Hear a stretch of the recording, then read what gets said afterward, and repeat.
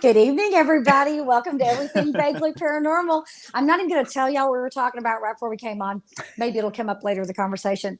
I'm Shelley Pruitt, and these are my partners in the paranormal, Mr. Blake Smith and Mr. Ryan Roberts. Hello, You hello. guys, we got a fun one tonight, don't we? Yes, we do. Okay. If you have ever wondered about aliens and the experiences that some people have had, we have got someone with us tonight. Her name is Debra Breshears, and she is an actual experiencer.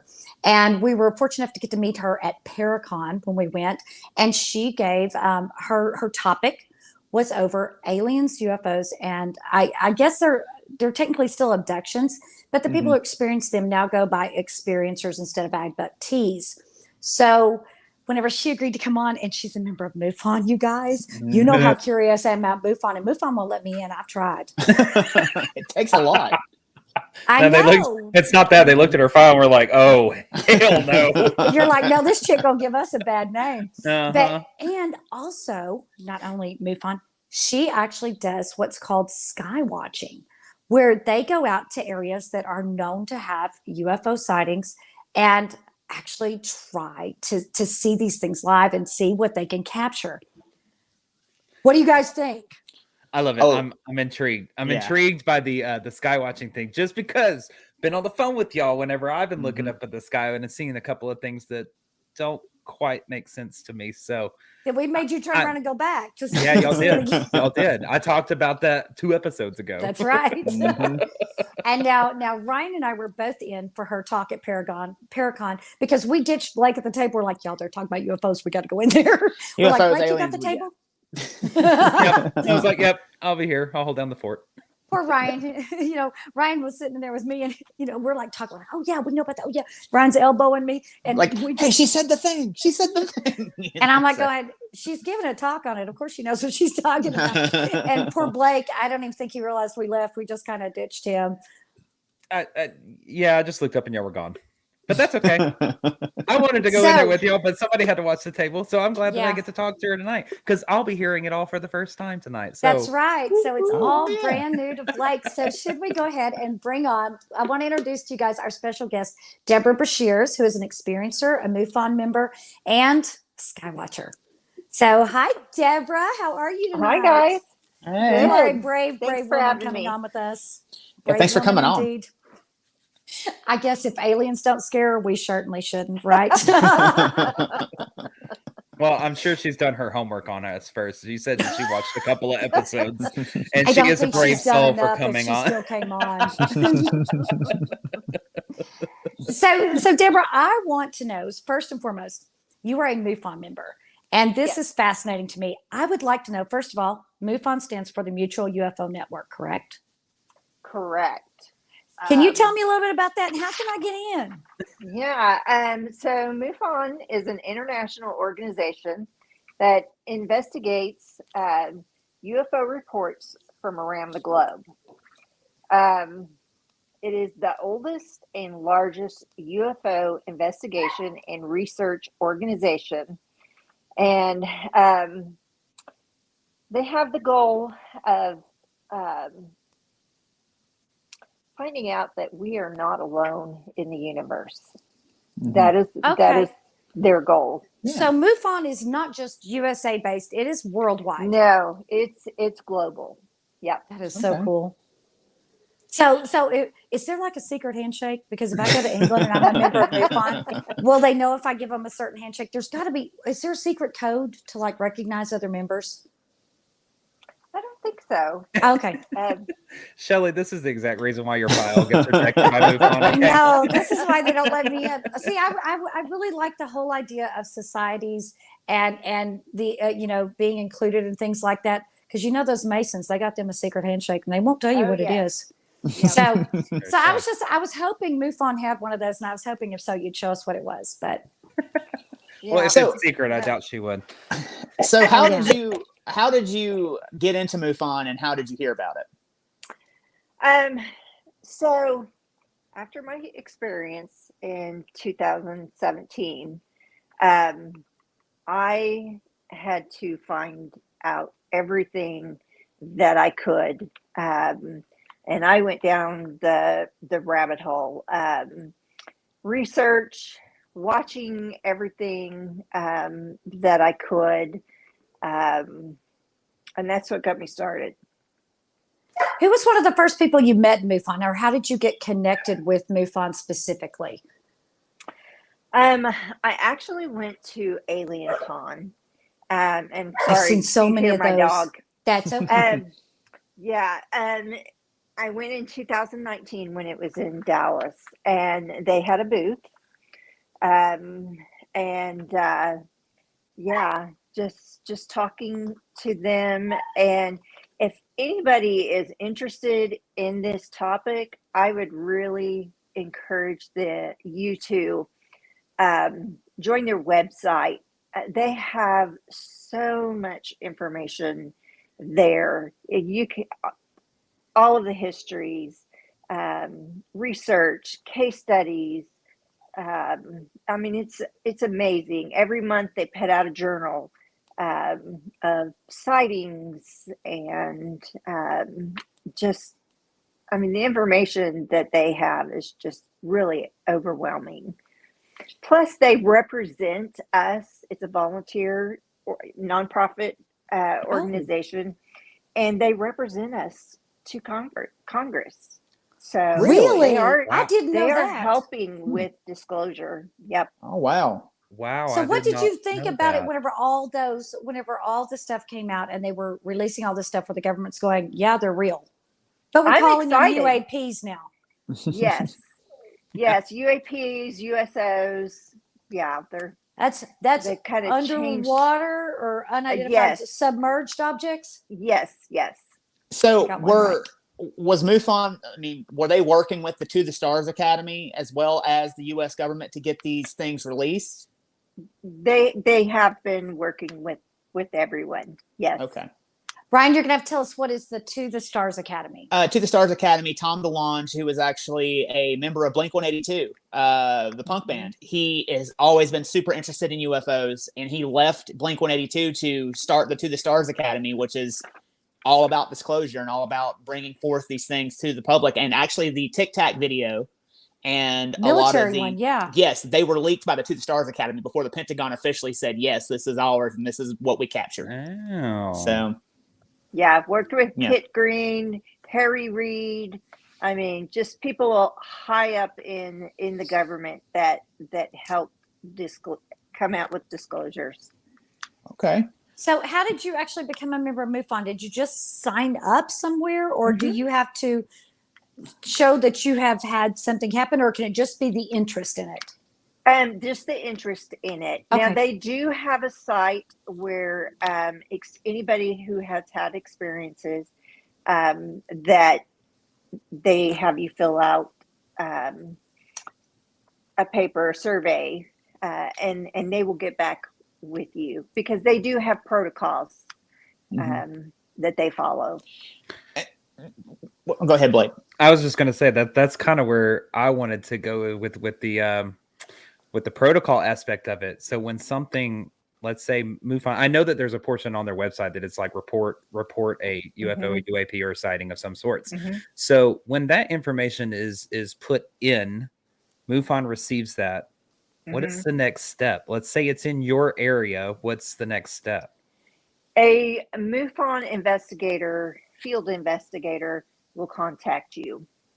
Okay. And Yeah. do they come out and meet with you, or do you?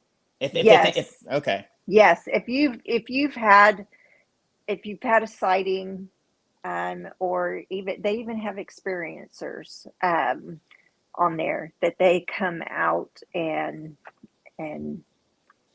look at everything, take your report. If you're an experiencer, they do quite a few other things. Like the newest thing that they're saying, they just had the symposium in Denver for this year, and I found it very interesting. They said if you're an experiencer, they recommend that you take your clothing and put it in a plastic bag. What a good idea. Because they, just in case it grows something. So that tells me they've gotten something that has grown. Uh-huh. Well, if you think about it, that- the Betty and Barney Hill case, they traced something on her dress because that dress was still around, and they did find some kind of material on that dress. Now, we knew somebody was an evidence tech, and they would say never put anything in a plastic bag, always put it in a paper bag, because in plastic mold can actually grow. Right. So, but that is fascinating. I have never heard that, but that makes complete sense. That's a new thing that they just came out and said if that you they suggested. And I would think that maybe they would be looking for radioactive material, Exactly. maybe, but organic material that may have grown on clothing. That's a new one on me. I have not heard that. Yeah. This is the first time I've heard that too. Well, but that makes complete sense, because if you think about it, whenever there's a crime or something, the first thing to do is they gather the clothing, that kind of thing, and they keep it for research or for testing. Mm-hmm. Well, why is this not being done before? Somebody got in there and was like, "Hey, wait a minute, we can find another way to prove this." They have had to have had something grow. That's what or I was otherwise saying. they wouldn't be saying that they recommend that. Wow. Yeah. Go ahead, Blake. No, that she just repeated what I was gonna reiterate, or she reiterated what I was gonna say, was that it's a new protocol, so therefore something had to happen to cause that effect to go into place. Knowledge bomb. I know. I'm like, how interesting. I honestly, out of all the stories I've read and things that I've heard and all that stuff, I never would have stopped to think I wouldn't either. Disrobe and put those clothes into a bag. Well, Blake, the next time you see something, not only are we going to tell you to turn around, we're going to tell you take your clothes off and get naked. So and you better do it. Don't you destroy any evidence. Down the road stripping, Yeah. Why not? Gotcha. All right. Cool. I'll make it happen. You can park in the garage and run through the house naked. You'll be fine. That's true. So when you approach MUFON and you want to be a member, and you are also, I'm sure when you approach and you ask them, they ask you, have you experienced something before, right? Not always. Now, if you want to be a field investigator, you go through their training. They're very strict with that. But as far as just being a member, there's a site that you go to, and you have access to all of their files. I mean, all of them. And really? So, I mean, yeah, it's amazing the stuff that you find. One of the things that I found out just a couple of days ago was Roswell was not the first crash site that we had. We actually had one in 41 in Missouri, where they had bodies and they recovered a craft. Huh. So, and I didn't get into the 41. I found that one too, but I thought, no, we're going with Roswell. That's what everybody knows. That's what it's. Yeah, that's the most famous one. But I found that in my research was in 41. Yeah, and there was actually, I think there were 4 prior sightings before Roswell, but most of them were like smaller, kind of out of the way. And then right after Roswell, you had Kecksburg, and you had Ken Arnold like 4 days before Roswell happened. And so, but there were a couple other smaller ones between right before Roswell happened. I mean, you also in the 1800s had Aurora, Texas, when the man in the airship. That's right out near me. Yep. Where Fred the alien is buried. Is it Fred or Ted? Well, they call him Fred, I think. The Native Americans, and this is documented in newspapers, they would call them the Thunderbirds, where, I mean, and it sounded like alien ships or planes, I mean, steel birds. Deborah, go ahead and tell the story. You can go ahead and tell the story about the Thunderbirds if you want. So, I mean, in the 1800s, they put in the newspapers of what they called Thunderbirds. That's what the natives called them, and it's in newspapers. And we weren't flying anything back Right. then. But Yeah. they you were know? reporting these big they were- bird-like crafts that could fly into the air, and what they equated it to was a bird because it could fly, and it was Yes, very loud. yes, And if I'm not mistaken, they worshipped these and thought that they were actually their protectors. Am I Mhm. right on that? yes, yes. And even the Hopi Indians, there's lots of research where the Hopi Indians talked about star people that protected them, and took them actually down into the earth to protect them. That's just one incident. Well, and also in a lot of Egyptian hieroglyphics, there are depictions of these alien-looking beings with the big heads and the small bodies, and they actually, in some of, they have drawn in what looks to be spacecraft. What yeah. we would like, the flying saucers that we would think of. There's actually images of those carved into hieroglyphics, and that to me is what fascinates me, which is why people wanted to go, "Oh my gosh, we're the only ones here." We can't be. It's not And possible. we have cave paintings that are over 10,000 years old all over the world, and they are depicting the same kind of beings as well as ships that look like alien ships. Mhm. At a time when there So was no communication across continents or anything like that, you didn't Yeah. know anything outside of your little area that you lived in, and those petroglyphs that were in caves and things like that. How can it be in, Southeast Asia and also be in sweet little Oklahoma? How can it Yep. be in the two places? These two would never have seen each other. Yep, So So- you're saying I can become a member of MUFON? absolutely. Yep. So I'm like- should Shelley write in like Deborah said I could. referred by Debra or something? Would that help her chances? Absolutely. Deborah's like, I don't care. So this is going to kind of be a comical question, but it's a little bit serious in my opinion. It's just an off the wall question that I have. And all of these files that you say you have access to, that you're able to read and get a hold of, do they explain why these things only be seen by Farmer Bob and his best friend who's out baling hay in the middle of nowhere? Actually, they have reports of even military, lots of reports in military.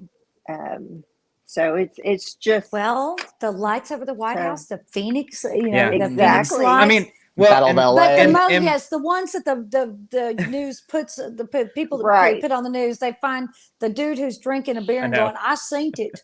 Yeah, that's who they seem to like to put on the because he brings ratings. But yeah, I mean, I Yeah, think he that does. I think that it helps with what we were talking about earlier with the disclosure that is happening with these people who are in larger cities and stuff like that, coming forward with and them being in the media more and more within the larger cities. I think that the disclosure is helping those stories come about a little bit more, because I mean, when you're looking at most of the past stories that you're reading, whenever we've been doing all this alien research, it's all like smack dab in the middle of Missouri, with their nearest town is 60 miles away, and now it's like you're seeing them like Philadelphia to California and Austin and Washington D.C. So I just little comical question for you to see if there was actually an explanation as to why.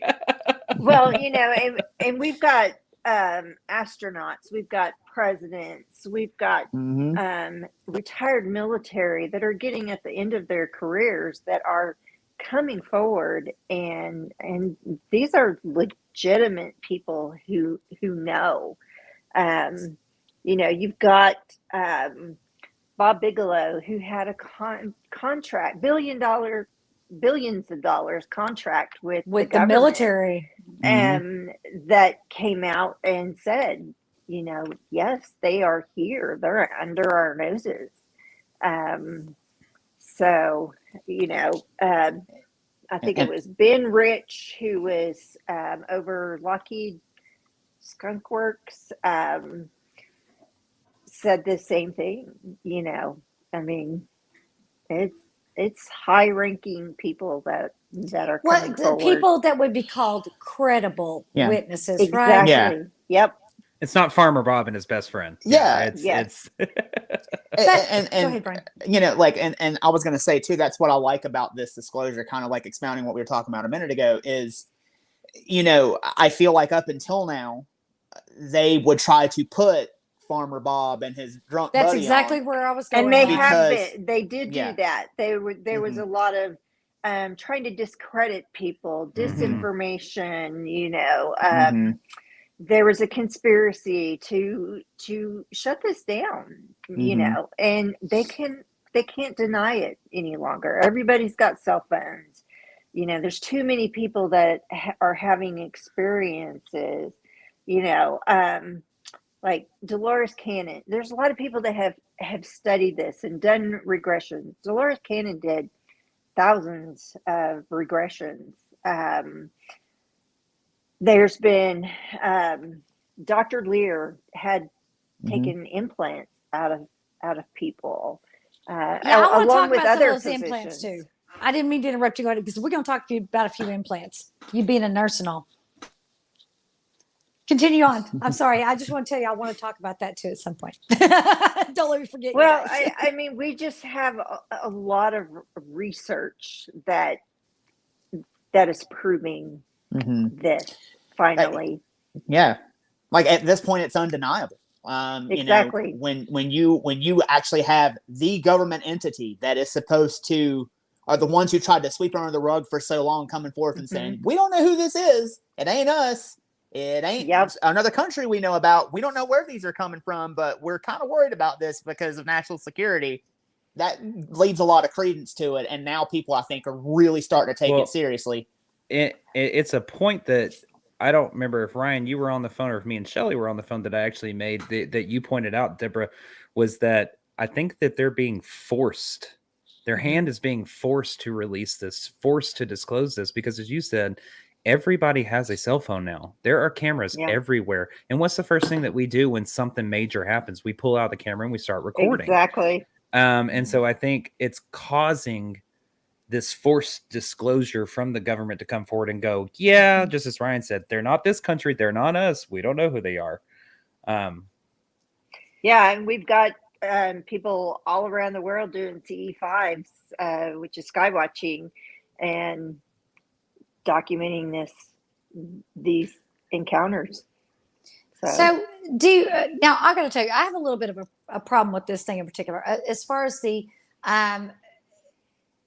discrediting of people who say that they have had experiences. And I think most people would remember that governor who came on the air live, and he's making this big deal about, we've caught the culprit. Thank you, Arizona. I couldn't remember the state. Yeah. And says, we've caught the culprit. And he says, like, bring him in, boys. And in walks this guy in an alien costume, which of course sent the press into giggles. And anyone watching probably giggled. But at the same time, you have these people who reported this and were being, first of all, it was very difficult for them to even come forward. They had to have known that everybody was going to look at them a little bit different. Yet they did. And you have the governor but then he came out a few years ago and admitted that he saw them as well, and that he was forced by the government to do that. But he didn't have to do it in that manner. It was just totally making a farce of these people who were brave enough to say, look, this happened, and y'all ought to know that this happened because this isn't right, and completely went even above and beyond to make them appear to be foolish. That's what the government did for almost 75 years is try to downplay that and, discredit people because they didn't want people to know the truth. I think it boiled down to the fact is the crazier we can make them seem, the easier it will be to discredit them. And so when you have situations like the governor with the guy in the alien suit, that's such a farce and so freaking wildly out there that it's just comical at that point. And therefore it now becomes comical when these people come forward going, oh, I saw this, you're not going to believe it. So it makes it easier to discredit them. I think that's why it was pushed. And like you said, Debra, for 75 years, the public has been conditioned to think that if you say you have had some kind of experience, they're crazy. Oh, my goodness. Yes, they're worried that they're going to send them to a psychiatrist. And, That's right. And that you're delusional. Yep. I actually have a question real quick that popped up in the comments. It's actually yay. really good. And Okay. Debra, you may know this. I'm gonna pop it on the screen real quick. Okay. It says in the last few years, was there an increase of sightings since everybody was at home? Wow. Oh, that's a great question. Who Yes. gave us that Mhm. question? Yes, Cheryl Costa. I got to listen to her and meet her and talk to her at the Ozark UFO conference, and she has done a study for that in the last 20 years. And yes, there was an intake of sightings during COVID because more people were in leisure time; they weren't working, and they were outside. So yes, there were. That I think that What would a make great question. I Yeah. wouldn't even have thought to question. have equated a shut-in amount of time and people can't go Mhm. anywhere to an increase in sightings. But again, what else are you going to do? You have to stay at home. Okay, That's we're going to true. go outside in the evenings. We can't go anywhere. We can't Yeah. go to a movie. Let's go sit outside and look at the stars. Oh crap, that star just moved. You Yeah. know? Yes, and she has done amazing work on it. She's got it down to the zip codes, what kind of crafts we're Wow. seeing. She's working right now. She's working on a state by state book, but the top 3 states that she found. So only one in about 250 people actually report it to MUFON. Most people do Okay. not report it. Okay. But the number 1 state was California, and in fact, it was LA County. The second state was Florida. The third state was Texas. And so a lot of that had to do with it's close to the coast. But Okay. she said that the most sightings were between 5 p.m. and 12 a.m. And a lot of times it's people at late at night, they're either walking their dog or they're going out for their last smoke before they go to bed, and they see things in the sky. Because So- normally you're doing that alone, and so you're not distracted by a conversation or something like that. Exactly. And if you don't have your phone in your hand, yeah, you're looking up, because I know I've done it. I've looked up, went, oh my Mhm. gosh, those are some really pretty stars up there. You guys, you can't believe I can see all the stars. You know? Yeah. Yeah. Well, and then tie Yeah. that into the question that's on the screen about everybody being at Yes. home during a Thank pandemic. you so much. What a good You know, question. that makes sense that absolutely there would be an increase. Wow. Yeah, Awesome she question. said That was a great one. leisure time had a direct correlation with how many sightings people reported. Huh. So a question I do have, and Debra, I want your opinion on this. Do you think we have anything to fear, or do you think that these Good people question, that Ryan. we've been being visited for so long, if they had wanted to do something by now, they would have maybe? Yeah, yes and no. I think the government is trying to use that fear. One of the things that Werner Van Braun on his deathbed said that he was afraid of is that that the government would say that there's an alien attack coming. And Dr. Greer has even talked about that. And they're going to, the government doesn't do anything without planning way ahead. An agenda. Yes, yes. Yeah. And so they're looking to get more money to rationalize the spending. If I got to start paying an alien tax, I'm going to be pissed off. But going back to your question, I just like people, I think there's good ones and I think there's bad ones. Mm-hmm. To 100% think agree. that they're all good, and Dr. Greer thinks that they're all good, but I don't. And a lot of the research that experiencers have had, you know, there are those.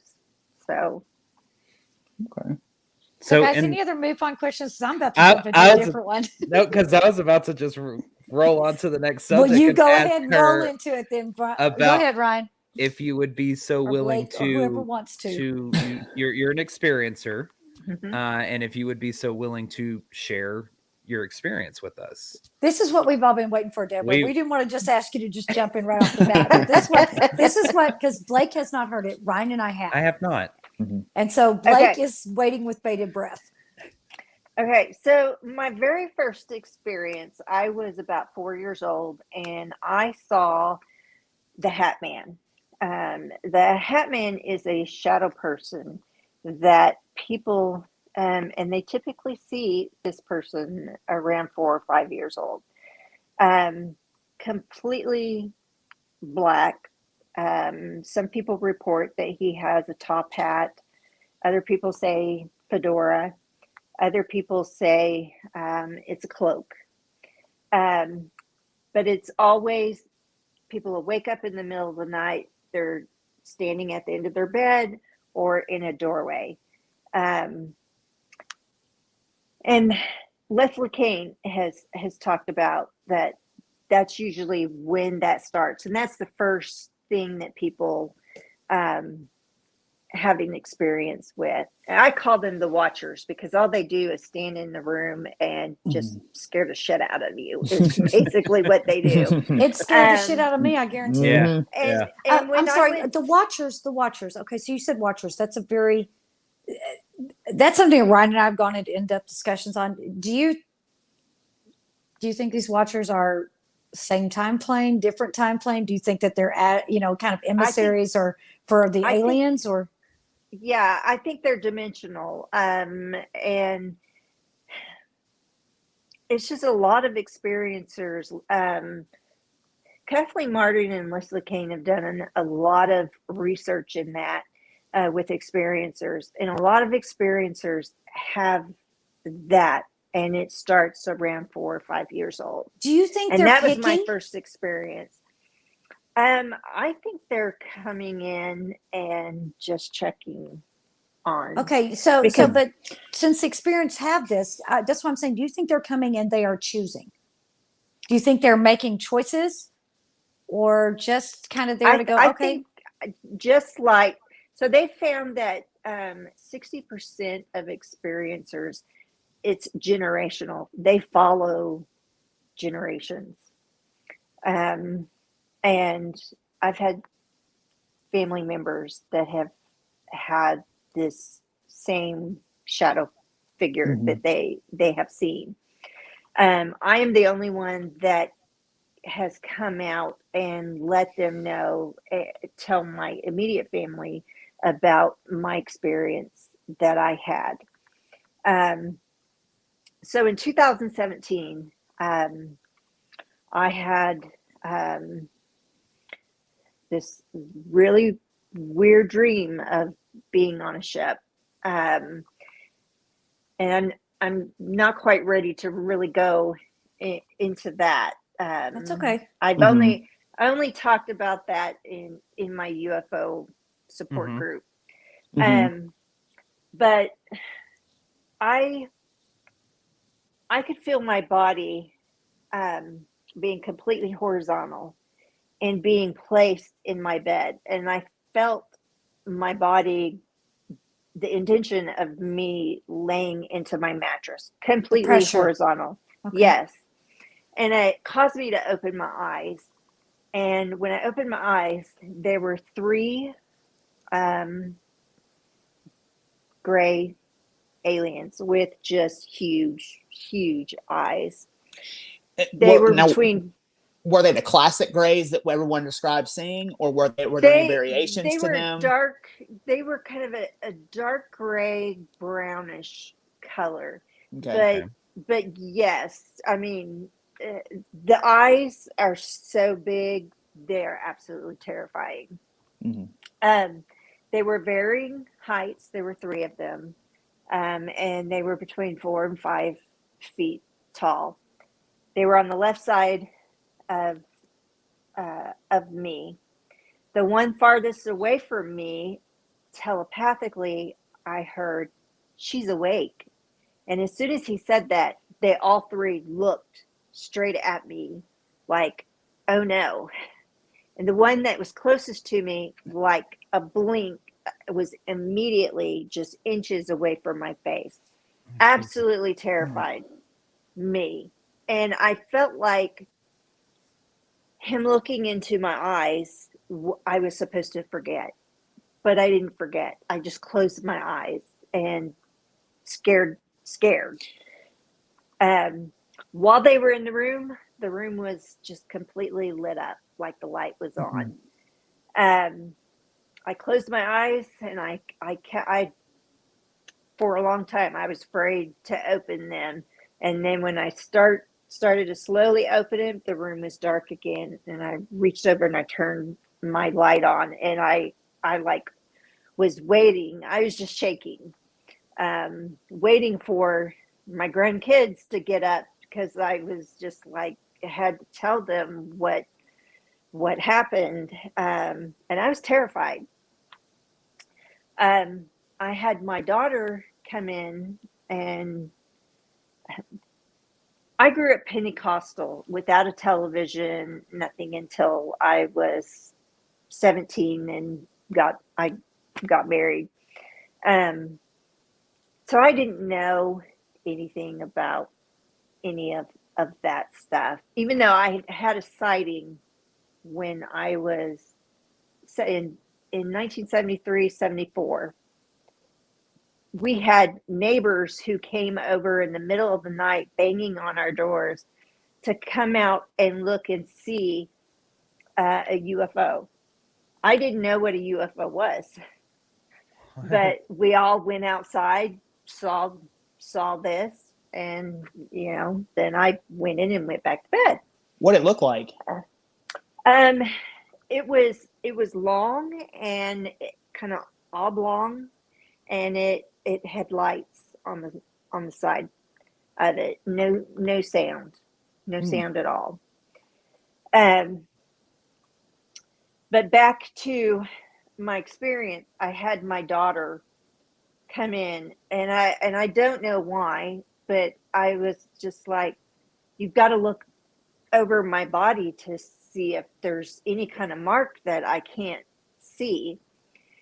And we did find, it was a 3-dot triangular, just dots, left arm, left behind my left knee.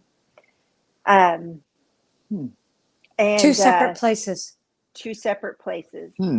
And I felt like that was what they used to move my body around. I don't know, but that's what I felt. Yeah. I've never had that kind of I've never seen anything like that. Right. I mean, and so, and then, I slept with the lights on for a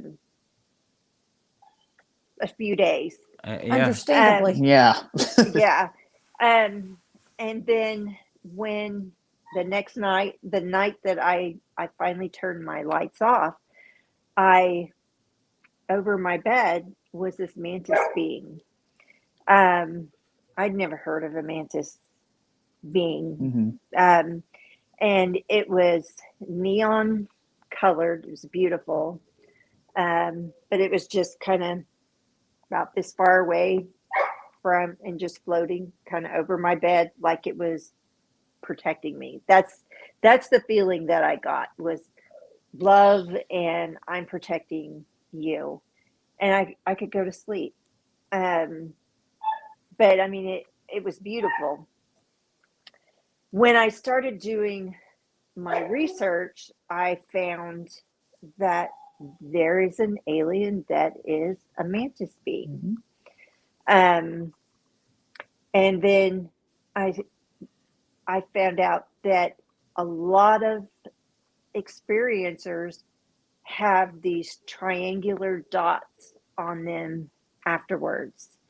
And recently I had a friend of mine who who messaged me and was like, "Have you watched Dolores Cannon?" And I said, "No, I haven't really.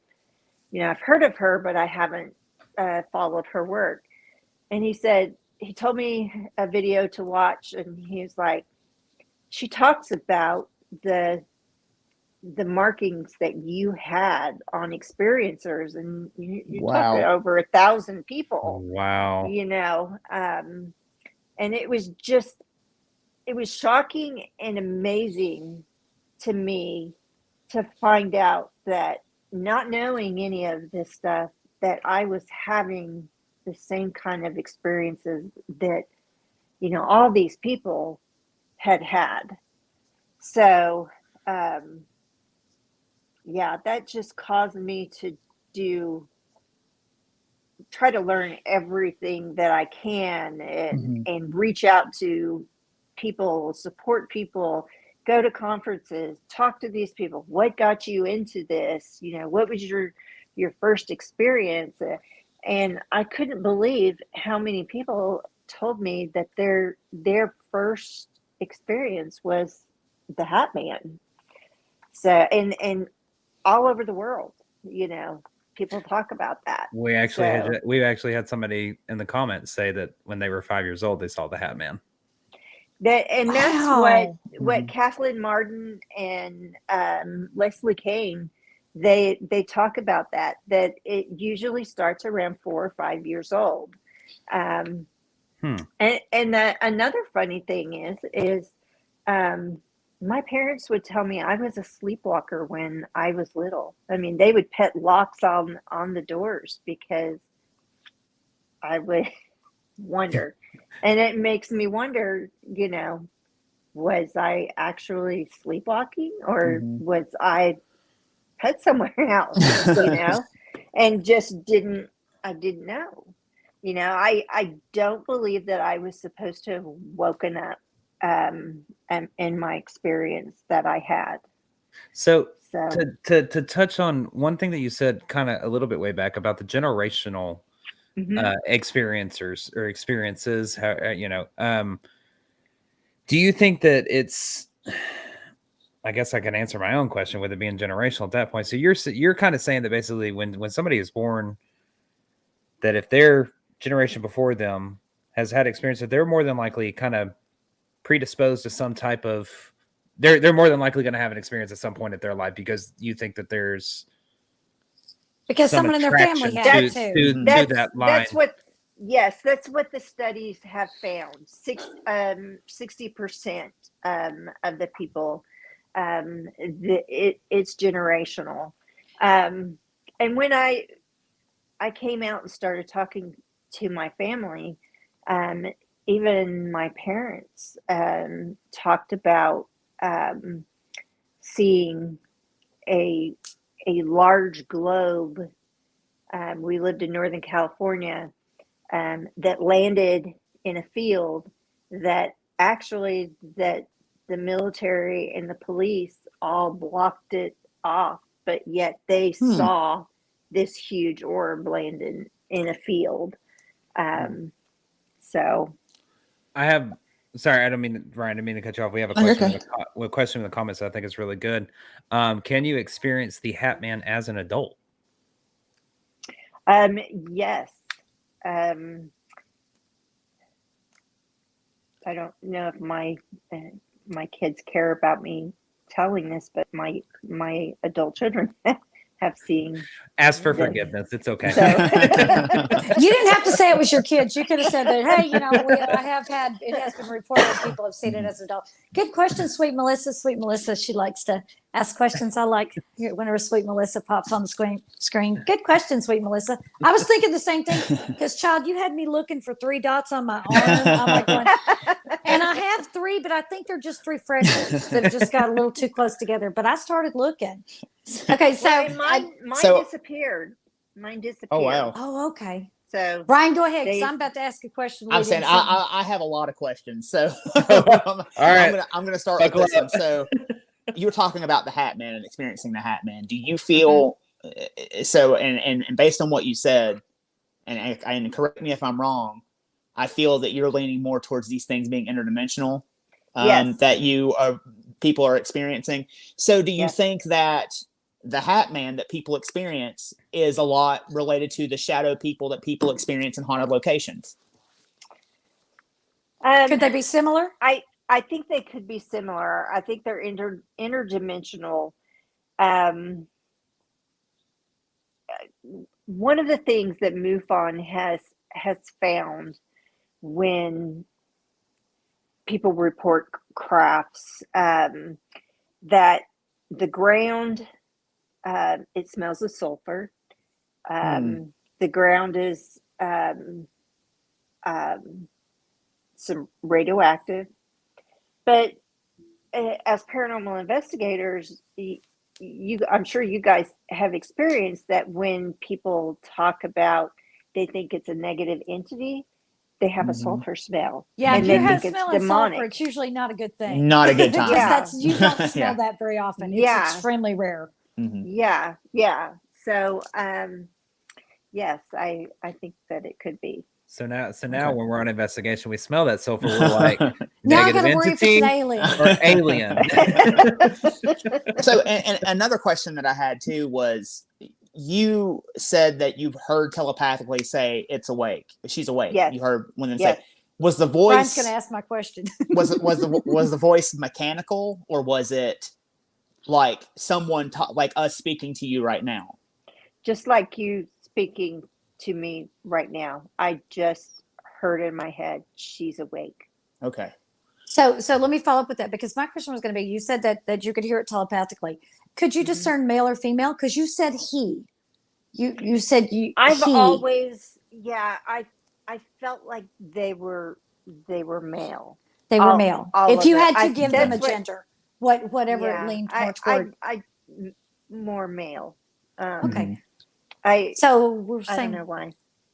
that's okay. No, because Well, in a lot of the stories that I have been reading this month, whenever we went on our hunt for the craziest, most bizarre, I wouldn't call them craziest, but the most bizarre. yeah, we found some strange ones. Yeah.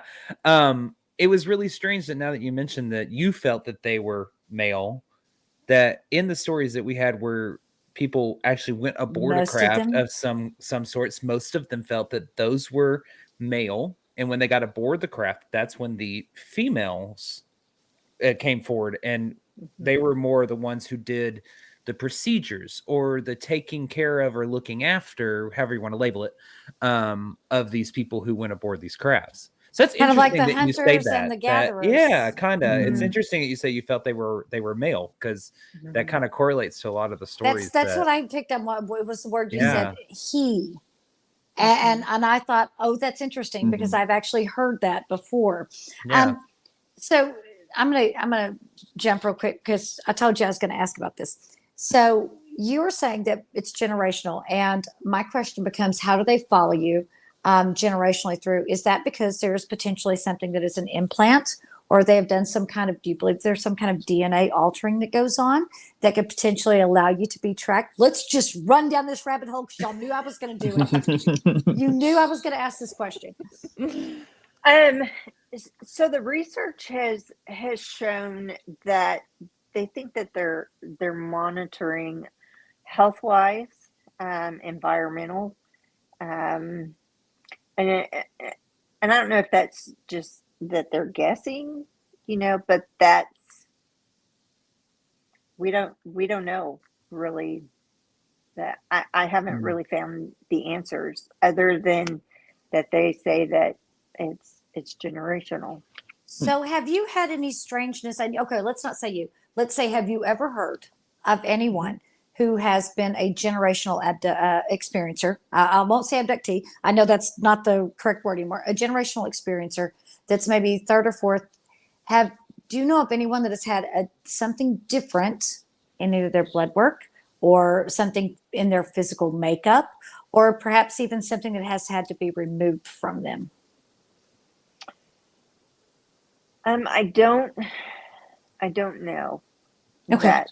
That answer. That's okay, because I can go run down that rabbit hole all day long. I'll go look. Yeah. I have found, so more than 50% of the people are RH negative that they have found. And then having red hair, that is another one of the things that they have found. They are predominantly blue and green eyes. All three of the people on your screen with you right now are blue-eyed. I was redheaded when I was little. Ryan has reddish hair. I got a red Blake beard. has reddish hair. And then German descent. Well, that's me too. That was another thing. And then just reports of shadow beings, paranormal experiences. So what you're saying is we should start sky watching, right? Is that what you're saying? What she's trying to nicely say is she's talking to three aliens sitting here on the screen with her. Because I want to add, well, you got more questions about this, don't you, Ryan? Yes. Before we get into sky watching, there is one question, and if this is probing too far, no pun intended, just let me know, because I know that this is. Ryan. I know that this is a very personal question I'm about to ask you. You It said doesn't you have grew to up. be her answer though. You said you grew up Pentecostal. Yeah. When you, I don't know what your belief system is currently. I don't know what your faith is currently. When you experienced what you experienced, did it alter your faith in any way? Yes, it did. So I have done a lot of studying on ancient civilizations, and I am, I guess, what you would call a new ager. Mm-hmm.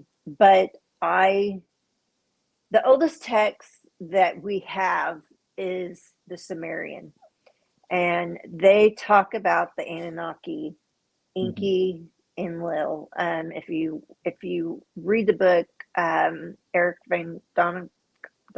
Eric Von Von Doniken. Doniken, yeah. Yes, Von Doniken? Chariots of the Gods. Yes. Yes, Chariots of the Gods. That is so true. Girl, I watched that Ancient Alien show. I love that George Tukasopalopoulos. Oh, I love yes, him.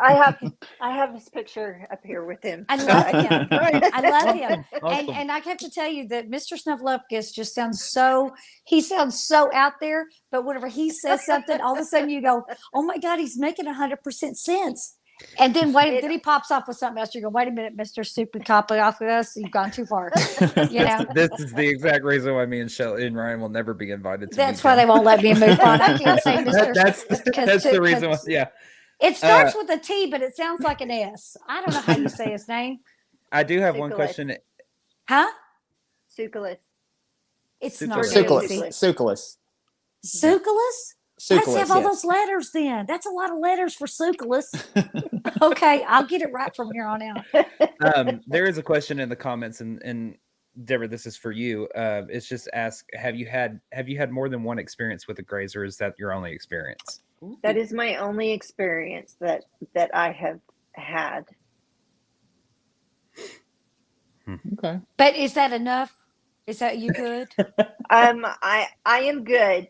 Okay. But so Dr. Mitchell and Ray Hernandez, they started a program, and it stands for free. I've got it in here somewhere, but it's basically researching extraterrestrial, and they found out that experiencers, after the first encounter that they had, was they were terrified, but after time went on, only 30% of those people viewed it as a negative, didn't want that kind of experience ever again. The rest of us, and I'm in that, actively seek it out now. We do CE5s. Yes, because we want to have that experience. Even the grays, even though that they are, I mean, you even would, okay. Have you had an experience with the mantis beings ever again, or the mantids or whatever? No. no, but I felt like, that was a loving, he was protecting me. And what's interesting about that is Linda Moulton Howe talks about that the Greys and the Mantis work together. So I found that interesting. Was the Grey, the Mantis trying to calm me and not scare me that happened with the Greys. So I found that interesting, that I had this connection with both of them, and then she's talking about this. So real quick question from the comments, and this is going to be all for all of us. Just says, aren't there aliens that are said to be in human form, but they have blonde hair and blue eyes too? I answered yes, Shelley, but anyways, because Yes, child, there's no origin story for me. I just kind of got here. yes, those are called the Nordics. Okay, And those are different. I am of Nordic descent. And those are different from the tall whites, right? Yes, What'd you call me? Yes. I almost got offended. Go ahead.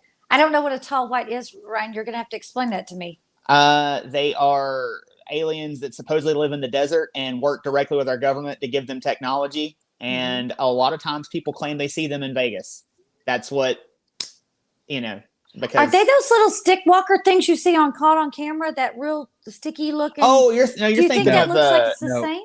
No, you're thinking of the Sacramento Night Stalker or whatever. Is what you're thinking Okay. of. So they don't look. I'm trying to get an idea of my head of what the ones that are being called the tall whites look like. They look more human. They look more human, but they're just very pale. Okay. And they say they live in the desert and work with our government. Work with our government. Yep. Okay. So I want to hear about how somebody can successfully go out and skywatch. Because this is what Blake wants to do. This is what I want to do. This is what Blake goes, we got to talk about this. Yeah, so first of all, Debra, would you kind of explain what the skywatching is and kind of what it's about? So what we do, and you can do this anywhere, it's best to do it on a new moon. The sky is the darkest then. And you want to get away from city lights. But I live in town. I've done it in my backyard and meditate and ask for them to show themselves. And they do. I actually filmed a huge orb for 14 minutes, and it would even cloak and then get real bright again. Wow. But as a group, we'll get together and just go outside, do our meditation. Now, Dr. Greer has come up with an app where you play music, and what the music does is it tries to get you more in a theta state where you are when you're in a deep meditation, and you're just connecting consciously, and it's amazing what you can see. I mean, flashes of light. We've seen craft. I've got friends who I'm not real good about trying to capture it. I've got friends that do that. I'm so fascinated in what I'm seeing, and I'm caught up in the moment. I have caught some pictures, but it's amazing what happens. I mean, and I think it's all consciously, consciousness that you're getting them to come down. So what you're describing sounds a lot like, are you familiar with David Gilliland and East Eddy Ranch out in Trout Lake, Washington? He owns a place out in Trout Lake, Washington that you can go and camp out and do sky That's where watches Ryan like wants that. to go. and he was on. I remember hearing him on Coast to Coast, talking to Art Bell like in the mid 2000s, and actually there was another radio show host who listened to him and was like, okay, I'm gonna go out there and check it out myself. And he swears up and down that this guy is able to call forth UFOs from the mountain. So yeah, so that sounds like what you guys are doing. Yep. I have a question about the music. Now, is this music you say you play, is this like a series of tones, or is it a like a vocal, like chanting, or what does the music consist of? The music is an app that Dr. Greer did. I have it. I think it was like $10 to download it. I don't think that it's necessary. Not for me. Some people, but is it tones, or is it actual, or is it vocalizations, or is it just a series of tones? No, it's I'm just assuming tones. I was gonna say, I'm assuming it's probably gonna walk along the same lines of like those little sleep app ones that you can do. You can play the music and it plays at a certain frequency that supposed to help put you to sleep. But instead, this is probably playing at certain frequencies and tones that it's going to help put you into the meditative state. That theta brain wave. Right. So there is and they call it a Tibetan cult that does these communications, and they claim that they can call forth. And do you know the one I'm talking about? I saw a documentary done on them, and they let a group of paranormal investigators actually in there to film them while they were doing this, and they used a thermal camera. And this one particular gentleman got so deep into his trance that he actually began to glow white on the thermal camera while everyone else kind of kept the same heat signature. He actually began to glow white. And whenever he began to glow white on the thermal camera, things began to appear in the sky. So I mean, they were documenting this. The paranormal investigators are freaking out, going, he is a different shade on the thermal scale. He is off the charts. He is radiating heat. And then things began to appear. So obviously, I believe that there are people that can make that connection, but he said that he was in such a deep trance that he did not feel warm. He said that he felt completely at peace and that his mind was completely clear and blank. And obviously, that's the goal, correct? Is to get yourself in a receptive state. Would you call it that? Yeah. Yeah. Okay. Yeah. Buddhist monks, they practice years to get into that state. Where is your favorite place to do this? I mean, anywhere that is away from light. Our group mostly goes out to Stroud Lake. It's pretty dark there. And where is Stroud Lake in? What state? It's here in Oklahoma. It's in Oklahoma. Okay. I have some friends that are in Broken Bow. They do quite a bit down there. You just want to get away from lights, so that I mean, it's much easier to see if you're not in city lights. But people in city lights. I've seen some crazy things in my backyard. I ain't gonna lie. But is there anywhere though that you feel like you've had better luck at seeing them than a better connection? Like a better connection, maybe? Yeah. No, I mean, being in my backyard and I can go in there and do a meditation and things appear. I mean. So, do you think that they reappear in specific places over and over because they're drawn to it? Because, like, if I go out and sit out in my backyard, I don't suddenly want that to be some kind of landing pad where all of a sudden they're all coming out there. Do you think that your presence can? And I'm not saying you specifically. I'm saying a person who can get into that state. Do you think they can draw them back to those areas time and time again? Yep. Okay. I do. So I would put it, because I know that we have a mixed audience here. So I'm going to correlate it into something that I'm reading it as. It's kind of like a paranormal investigator bringing something home with them from an investigation to have those hauntings start happening at their house. They can then open themselves up as somebody sky watching to call them their direction towards where they're sky I think watching. you actually had a better analogy on that. You know, like in the paranormal, they say that once you're known in the paranormal world, that they know you know no matter where you are. And I think that, and you made that correlation earlier, Blake, and I think that's a perfect thing, because would you agree, Deborah, that once that they have seen you, that they can kind of find you again? Yeah.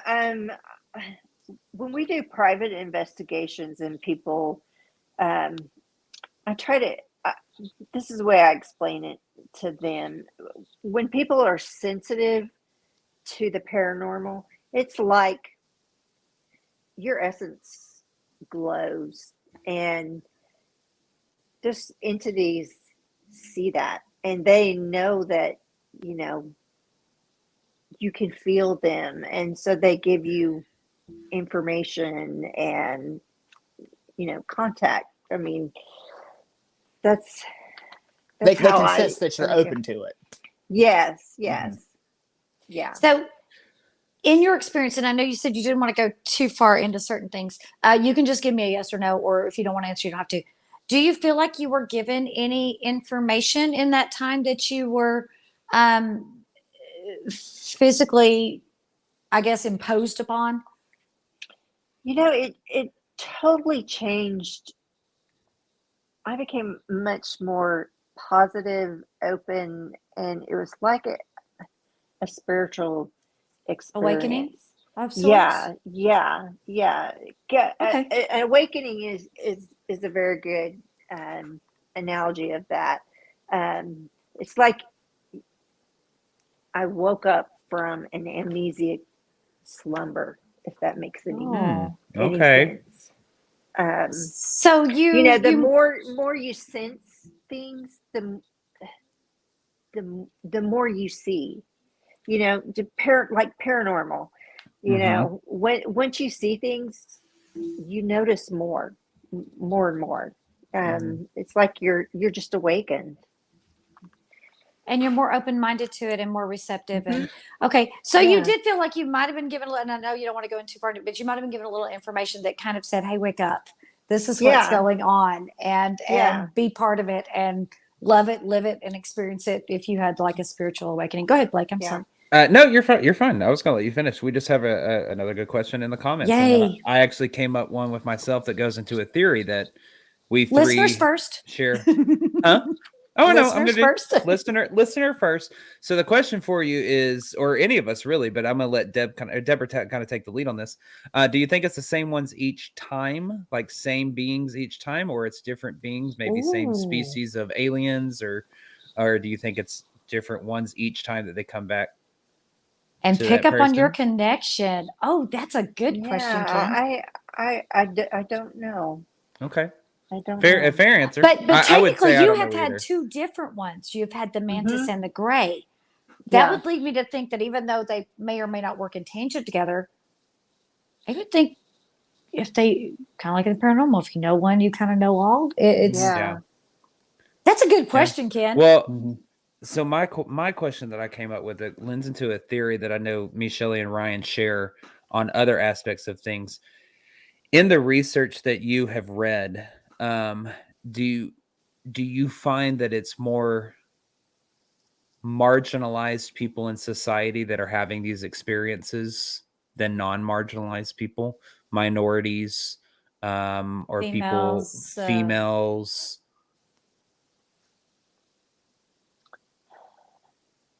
I don't know if your research or the research that you have read says it's broken anything down about that. Far or not. Yeah, I haven't come across that. That research. It's just a curiosity. Factor. It's kind of a theory that three of us have talked about, is that in the paranormal world, that when we're out talking to people, it tends to be more people who are either of minorities or women or you know, marginalized individuals, or that have been marginalized throughout time in society, are having the more paranormal experiences than non-marginalized groups. So I was just curious if you had heard or experienced that in your reading of research or talking to people, if it seemed to be more minorities that than been discussed. I haven't come across that. So that's a good question, though. So the aliens are equal opportunity experience, right? Yes, exactly what it All is. right. All right. I'm okay with that. I'm okay with that. You know me, when we get real serious, I got to break it up, y'all. Because I know you you got a chunk of joke in there. I know I do. that was a pretty serious question. You know, when we start I throwing out know it kind of made me nervous because marginalized, I'm like, non-marginalized, but okay. it is something that we've noticed the people that come up and talk to us and go, oh my God, you know, I've had this haunting, or I have a poltergeist or something like that. They tend to be women, yeah. or people, LGBT people, people or LGBTQIA plus, people of color, or things of that, you know, those groups. They People tend to that be the have been ones that, bullied a lot in their life. That, That's yeah, a big one too. yeah, That's a big people one. going through a big change, Or people who were traumatic events in their life. Yeah. yeah. yeah. Exactly. That trauma is one. Grant Cameron has talked a lot about that. He says that people who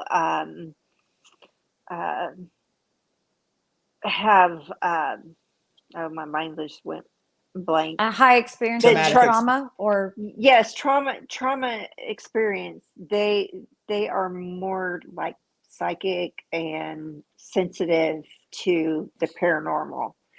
So and I've heard and him does that say many include times that. the alien experiences as well, or the otherworldly experiences as Yes, well? It yeah, does. Okay. yeah. Well, if you think about it, you know, again, I keep going back to Betty and Barney Hill. Betty and Barney Hill would have been marginalized people. They were an Yeah. interracial couple at a time when Yes. interracial couples were a big no-no, and yet they had an experience. There might be something to that. So that's why I was just, I mean, a great question, Blake, because that's It's something that we always talk about. it is Is something that there a does fascinate marginalized me. person's aspect? So, Mhm. y'all, I know I know sometimes we sound kind of dumb, but we actually do think on occasion.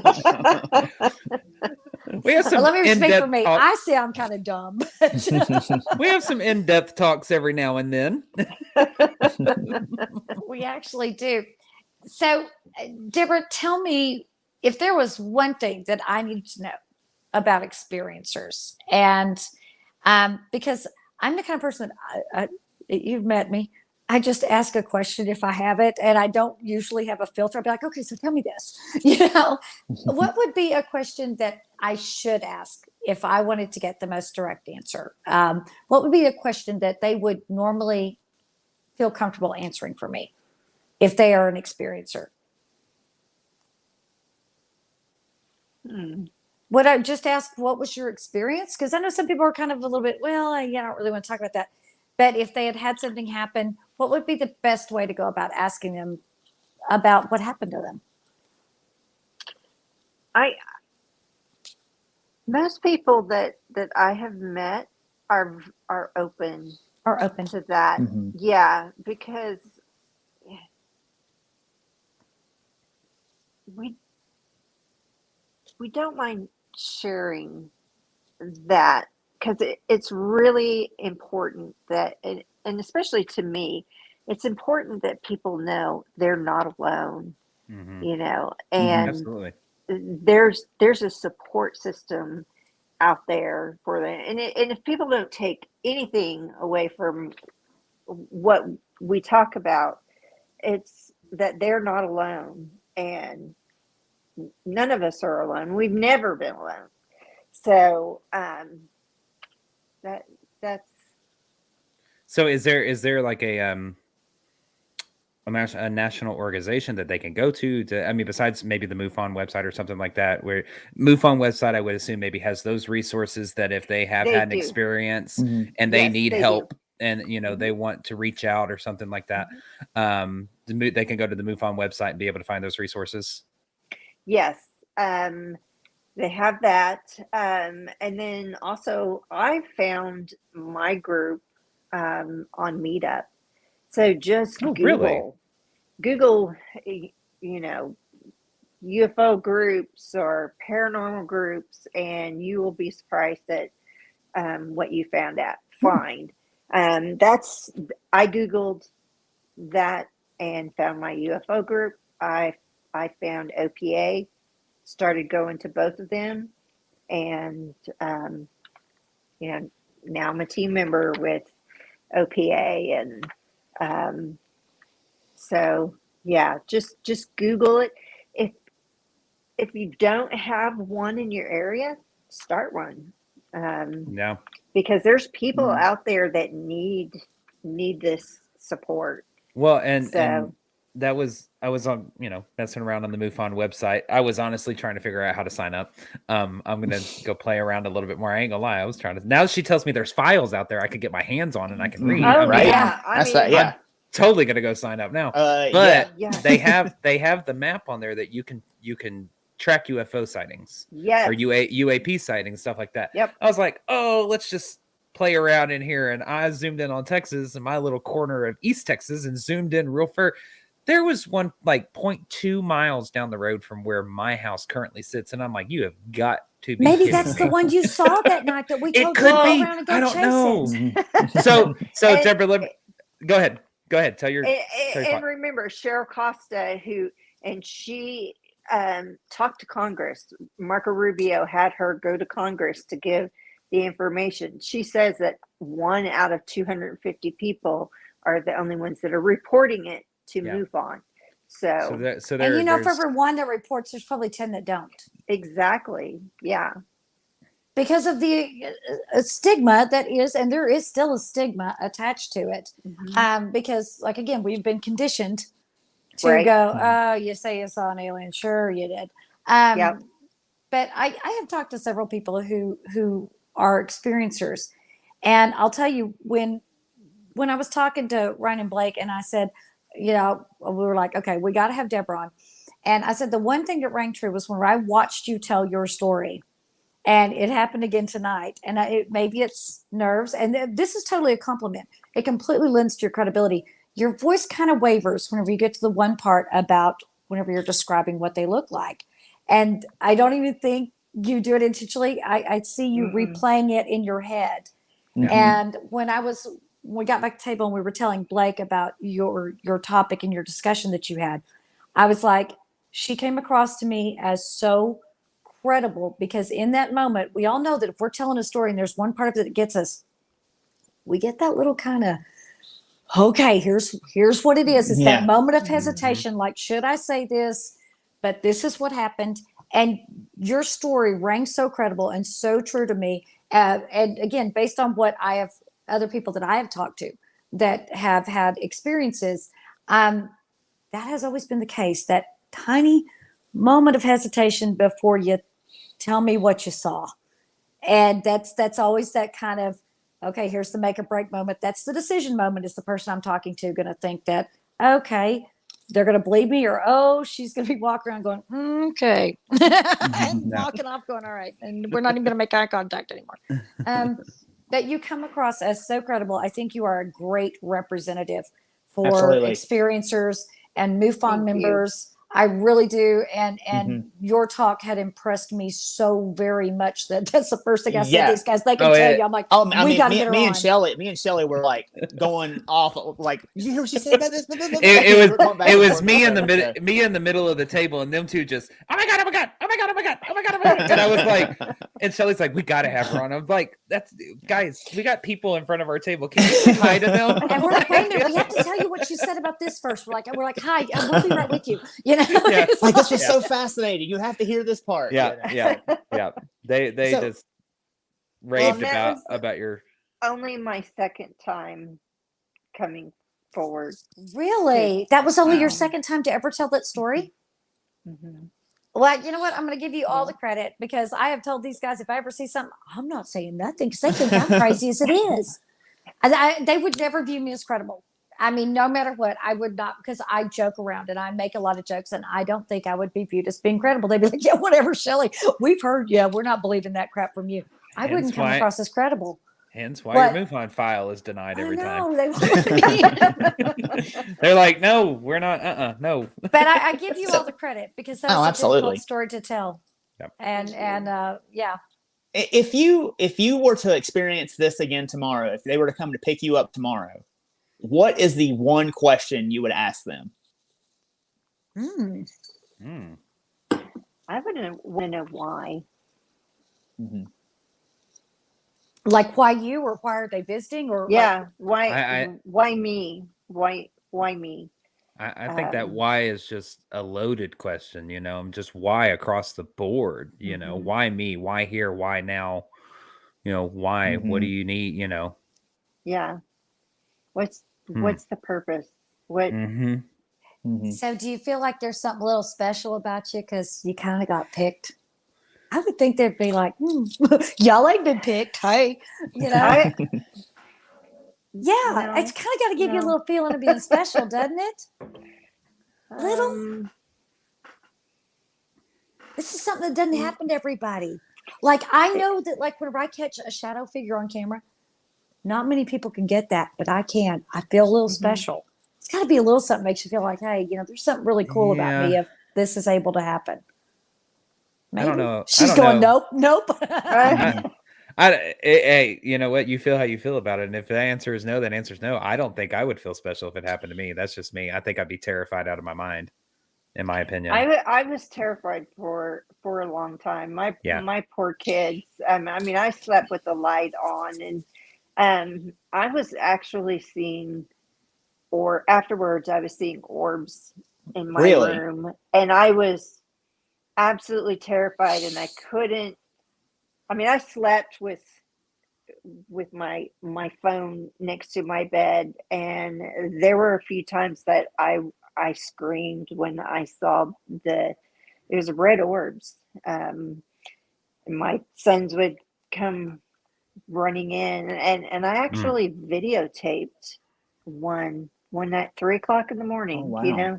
Everything always seems to happen at 3:00 in the 2 morning. and 3 o'clock in the morning. Yeah, what's up with that? And I woke up, and it was actually my birthday, which is really weird. And there's just this red orb moving around at the end of my bed, and I my kids didn't believe me, and so I pulled out my phone and I videotaped it because it's like, yeah, you're like, I'm not crazy, right? This is really happening. You see, my son doesn't believe in all the paranormal stuff that I do, and I'll be like, tell him, he go, Mom, there's got to be a reason for that. Yeah, it was a damn ghost. That's what the reason was, So what was it? I know you said when the mantis over your bed like gave you a feeling of peace, but afterwards, after experiencing this and like delving into the research, was there one piece of information that you got that made you feel at ease and gave you solace over what happened? That I'm not alone, that this is a very common thing, and that there's been so many experiencers with the triangular 3-dot triangle, that I really want to know what that stands for. And some of the research that I found says that it's a marking to let other races know you're theirs. Like branding of cattle kind of thing. Exactly. That's what some of the research theories are. is saying. So if you've been visited by the Greys and they mark you, the Nords won't have anything to do with you then, or? I have no idea. I think that would take a lot more in-depth research on trying to figure that out. That's very interesting. Yeah, I don't think you'd be able to get a straightforward answer on that. Yeah. Debra, and go ahead. The other thing is, Dr. Greer's sign for his is a 3-dot triangular dots, but then they're all connected, and I always wanted to know, how did he come up with that three triangular dot? Yeah. And I read recently that it was a download. He feels like he got a download of that, and that he in a group meditated and came up with that they wanted a crop circle to with that that, and they all concentrated on that, and a crop circle formed with that exact Oh wow. thing. That's So, cool. I mean, I don't know, but I mean, just to find out that there's so many people that have those marks was just blew my mind. And that three dots in a triangle, like you were saying, that's relatively common, correct? Yeah, Okay. that's what they say. So if we're talking about it, like if the theory is, it could be like a branding, like you brand catalyst to mark that this human is mine, or this human I have checked, this one's been vaccinated, whatever. Have you had experiencers that have told you that they have been visited by something other than, if say they initially saw the grays or the little green men or the lizard people or the mantis people? Have you had any of that have said they've been visited by different ones on different, or does it seem like whatever their experience is, it's the same entity over and over? Yes, the same. Okay, so maybe that entity. does work like a brand on your cattle, Well, and that goes back to Ken's question earlier, is does it kind of answers that a little bit? Do you think it's the same ones each time, or are there different ones if people are having some of the same entities over and over and over again? Then maybe it is that it correlates to some type of brand, maybe. Because that's the first thing I thought about when you say that that's something relatively common.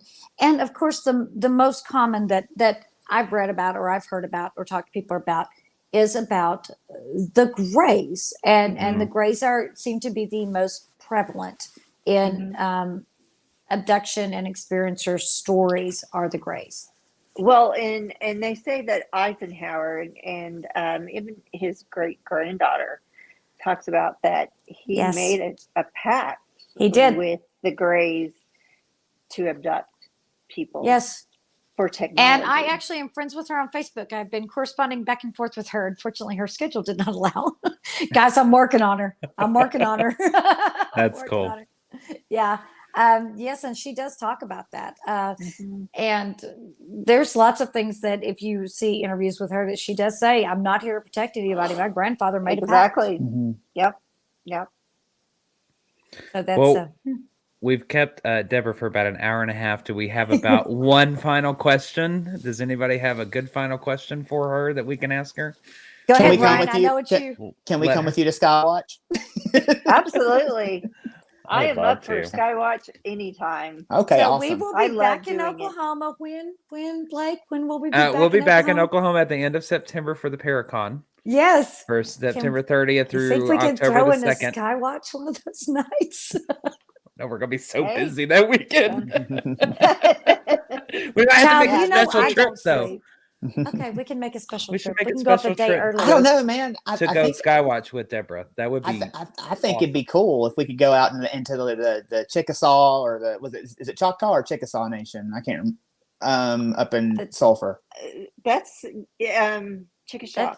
That's Yeah. Chickasaw. Okay. Yeah, Yeah, that's so yeah. Choctaw's at the other end by Broken Bow. Right? Yeah. I think that would be cool to be able to do that out there. I think that'd be really neat. Can we wait Yeah, till I it gets think just a there's a- little bit cooler? I think there's a lake out there that's called Veterans. Yeah, it Lake is. That yeah, I hadn't thought about that. That's a good idea. So I actually have a question for you that's very simple to answer. Is there anywhere that's coming up that anybody can catch you at, hear you talking about this or Yes. speaking? Do you have any opportunities within, let's say, the next couple of months or anything? If not, that's good. No, okay. If anyone is watching and wants to contact Debra to have her on, send it to the THEEVPPOD, the EVP pod at gmail.com, and we will pass your information along to her. So, really quick too, before we go, I know you've done a lot of research on everything. Are you looking to publish a book anytime, or? Probably not anytime soon, but I would like to. I mean, I've got lots and lots of research that I've done. That would be so fascinating. So that we were talking about this right before we started, and I said, don't answer that question because I'm going to ask you on the podcast. You said that you've got books and books and books full of notes. And the whole thing of, do you plan on publish that? Ryan, was exactly the question I was going to ask. Are there plans for you to put together a book? Because that is something that, I mean, you say you want to let people know they're not alone. What better way than for someone who goes, look, I've lived this and here it is. And you are a vast knowledge of information, resources, where to go, what to do, how to help somebody who's a little unsure, because it's a big step to step forward and say this happened. And it is. It took me from 17 to 20 to actually even tell my team, the OPA team. I mean, I had gone to my UFO group, but I didn't share that with my paranormal group. So. Well, we're grateful that you came on and shared. Yes. With us. Hang with us till we wrap up. We'll let you know when to get off the screen. Okay. But gentlemen, we'd like to go ahead and wrap this up. Blake, why don't you tell Absolutely, them what they need to know? we sure can. So, y'all, whatever channel you're watching us on, we are across all social media channels. Make sure you go across, follow us across the board. We don't use all social media channels for everything. We use them all differently. And also, sorry to all of those 3 Twitch followers we had, but we pulled that page down because it just was not doing well. But we are now on TikTok, so if you'd like to go follow us on TikTok, that is at Vaguely Paranormal. That is going to be all paranormal at all times. So if you want to see all the evidence, investigations, all that stuff, that's where we're going to be showcase that, along with our YouTube and maybe one other channel. Also, we still have tickets available for the Longview Museum on August the 6th. And we also have tickets available still for Old Park Hotel on October the 8th. We only have 5 of those left, and I think we got half of the museum tickets left. So if you'd like to join us on an investigation, haven't had the opportunity, head over to our Facebook. We'll repost those links tomorrow, and you can purchase your tickets. Shelly, what else? You can become a member of Patreon. If you want to know what we really talk about, we try to behave on here. But if you want to know what we really talk about, go become a Patreon member. It's $5 a month. There are no tiers. We don't say, hey, 15, 10, and 5. No. $5. You get all the pre-broadcast. You get all the special stuff. You get our exclusive Paracon video of what we did our talk about at Paracon, and where we got to meet Debra. And if you want to do that, if you'd like to go vote on what they're trying to get me to do on Patreon, then go become a member. Yes, if you're a Patreon member, definitely go and watch it. Go vote. I need you to say yes. And that's what I'm going to tell you, because we have given Blake the challenge of, will you scry into a toilet or not? So if you vote yes, go become a Patreon member. You can only vote by becoming a Patreon member. Sam, what else do they need to know? $5 a month. Take it away, Ryan. Go rate and review us on Spotify, on Apple Music, anywhere where you get your fine podcasts. Rate, review, pass us along, tell 2 friends, and have those friends tell 2 friends. And if you ever haven't, subscribe. Just follow us across social media, like Blake says. And yeah. Debra, do you have a page or any place that they can follow you? Can we promote you, Debra? You can promote me, absolutely. Just if anybody wants to reach me, just Facebook. Okay. So. And tell them where to go. Debra Breshears. They can just search your name and find you. Yep. Her name is in the episode title. That's right. So everybody, thank you so much for watching us tonight and or listening to us on Everything Vaguely Paranormal. Thank you very much to our very special guest, Miss Debra Breshears. Thank you for your stories and for sharing. Oh, it's our pleasure. Thank you for sharing everything with us. For my friends, Mr. Blake Smith and Mr. Ryan Roberts, I'm Shelly Pruitt. Thank you for watching Everything Vaguely Paranormal, and we will see you next Tuesday. Bye.